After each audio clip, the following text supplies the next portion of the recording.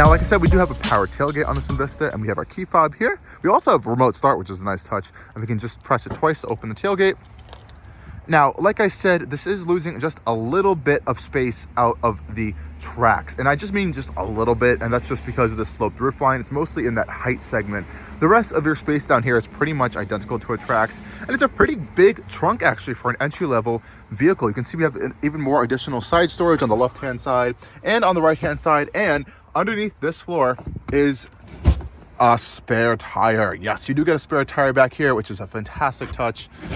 No fiddling around with some fix-a-flat kit. And of course, you can fold the seats down as well for even more additional space. And that's a pretty easy process from these little levers right there. Fold those down. And you genuinely do have quite a large area to work with back here, kind of shoving stuff into. You can see our backup camera integrated back up here. And we have a power button to close this tailgate up.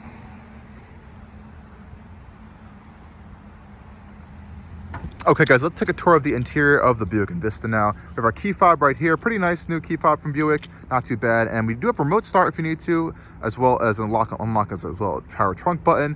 I'm just gonna unlock it now. It does have keyless access actually, which is a nice touch. And let's go check out these rear seats.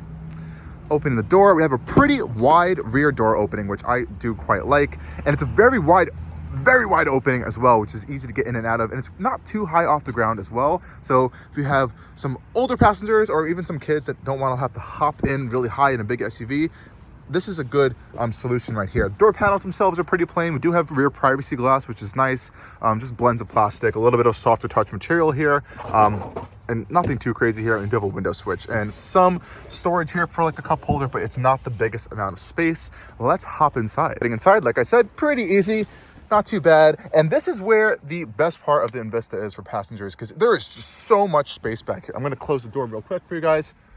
Might get a little dark in here. Now, this one does not have the sunroof option, which you may be able to see, which is a little bit unfortunate. It is like an $800 option, I believe. I don't know why this tester didn't have it, but you can get a sunroof, so don't worry about that. This is my driving position. I'm 6 feet tall, and I can very comfortably sit behind myself. And that's something I can't say about something even in Buick and GM's own family, like a Buick Encore GX or a Trailblazer. The rear seats are actually going to be a little bit shorter than this Envista or a equivalent Trax, which is kind of crazy. There's just so much foot room in here, leg room. It's really impressive. You have some storage in the backs of your seats here, which is really nice. You have the USB-C and A outlet. You also have this nice big storage cubby in here and a completely flat floor. This is a front-wheel drive vehicle, so you can truly fit not only 3 people back here, but you can kind of slide across the whole rear bench pretty easily. The seats themselves are this kind of like tan beige style material, which is nice. You have some stitching on here, which gives it some kind of depth. This center armrest does fold down to reveal 2 cup holders, which is a nice touch. And like I said before, you can fold the seats down pretty easily, just like that, to access even more space. And you do have a flat floor into the trunk, which is a really nice touch as well. Really like that. There's not too many amenities or features in here. Obviously, it's an entry-level vehicle, but for this incredible amount of space, good visibility with all this giant windows and glass back here, and I'm sitting back right now. I have about like almost 1.5 to 2 inches of headroom. Even with the sloped roof line, it's really impressive. And you can get a little bit of a taste of that front cabin up there, which we're going to go take a tour of now. Let's hop out of the rear of the Envista. And like I mentioned before, you do have keyless access, so you can press this little button to lock your Envista, unlock it, and if you want to do a double tap, you can unlock all 4 doors. But let's open up the doors and hop inside. Again, pretty plain stuff going on the door panels, nothing too crazy. We do have more window switches here. No automatic windows, so that's one little cost-cutting feature. It's automatic down, just not up. We also have a little bit of an adjuster for our tailgate for different heights and lengths, which is nice. And let's hop inside. Again, we can see that same nice material on the seats. Pretty solid thunk from those doors right there. And check out this interior. It's actually really kind of a nice space. Let's start it up. Push the start as well. And the Envista comes to life. And honestly, this is a pretty nice interior compared to the Trax. Even though a lot of the stuff is pretty much identical, I do appreciate the difference in the design language of this interior. There's a lot of cool funky shapes going on, such as like this kind of like cat eye glasses style display surround for your digital cluster and your infotainment display. We also have this nice kind of blend of this chrome material going into the dash, some Not real stitching, I don't think it is, but it looks nice, and the different kind of textures on the materials kind of add a little bit more of like some levels to this interior, especially for something that's an entry-level product. It doesn't feel like an Econo box or something super cheap, and I do appreciate Buick for doing that.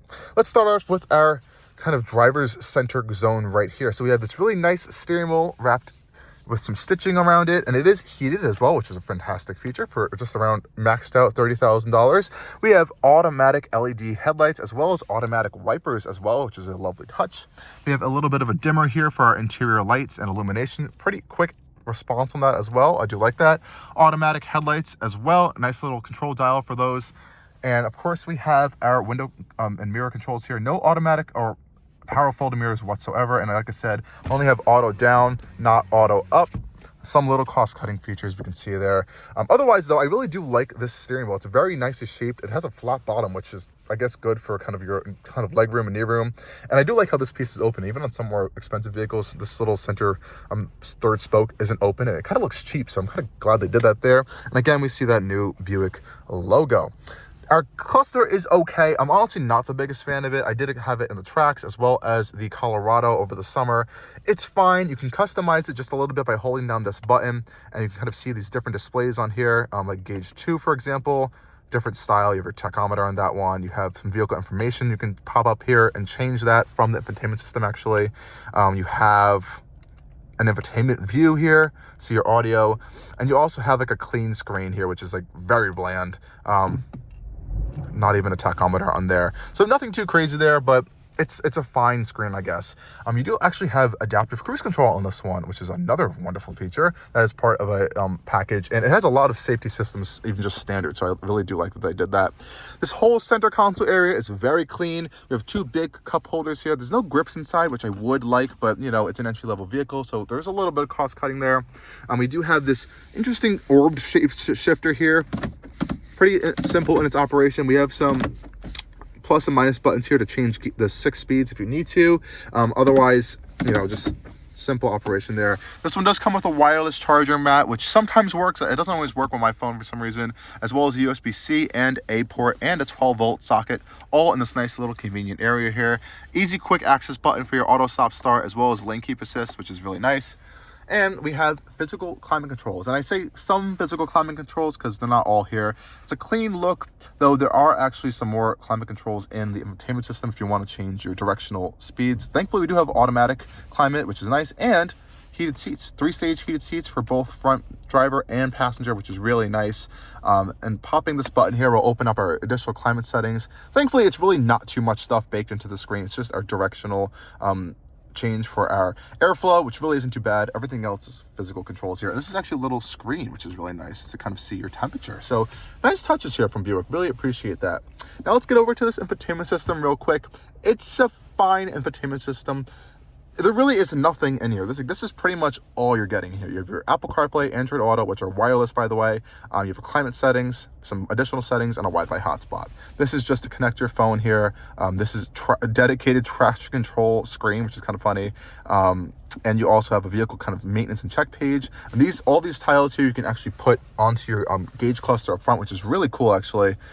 Engine air filter life. There's some things I haven't even seen on other vehicles. It feels like they kind of just threw things on here to kind of put them on here, but it's cool nonetheless. You do have some trip information here, fuel economy. Someone did 39.9 miles to the gallon. They're probably driving a little bit slow, but I've been averaging around 25 and mostly city driving, actually. I'm going to try to take this on a road trip as well for you guys. Some more information there.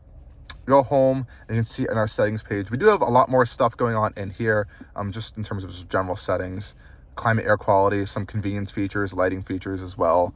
Apps really isn't anything crazy. Of course, it does have OnStar as a GM product. And of course, we have our regular radio stations as well. I believe we have AM, FM, Sirius XM, and of course, we can add devices. So good customizability here, and there's no navigation system whatsoever available. You have to use either Android Auto or Apple CarPlay to use a navigation system in the vehicle.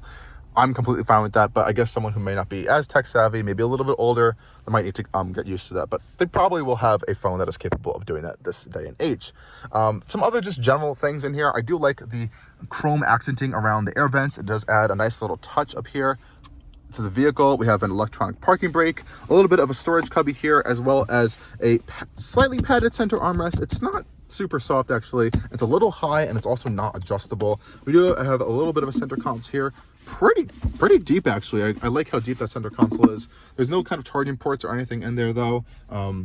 So all your charging information and stuff is going to be up there. Decent sized glove box that is not illuminated, and we have an Avenir embossed owner's manual right there, which is nice. These seats up here get a little bit more of a premium touch in the rear. We have a stitched Avenir badge up top, and we also have this really nice white piping actually on here. So they've kind of tried to spice up this interior just a little bit. One thing that I think just cheapens everything out is these dull looking lights. They could have just popped in LEDs. I don't think it would have been that much more expensive, but I'm gonna be nitpicking there. Honestly, it's a pretty fine interior, very roomy, lots of visibility, and it's a really not a bad space for the price range between $23,000 to like $31,000. It's pretty good.